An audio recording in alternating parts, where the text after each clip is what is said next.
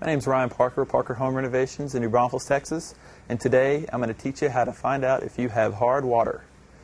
A lot of people, when they're washing dishes or taking a shower, they notice that they have water spots on their shower door or water spots on their dishes after they're cleaned. This is usually a sign that you have hard water. Now, what you can do to fix this is you can actually get a water softener, but the first thing I would suggest is to call a professional to get them to come and test the water for you.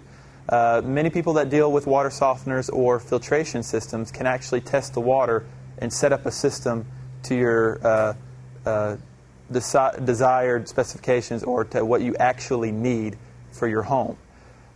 Usually these water systems are fairly expensive, but they really do a good job in getting rid of the hard water. Now, whenever you're washing your dishes or anything like that and you find hard water spots, it's nothing to be too alarmed about because usually it's not going to harm you. In most cases, your water is safe.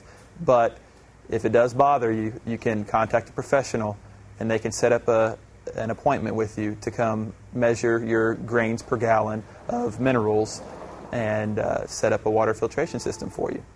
My name's Ryan Parker, Parker Home Renovations, and you can visit me at parkerhomerenovations.com.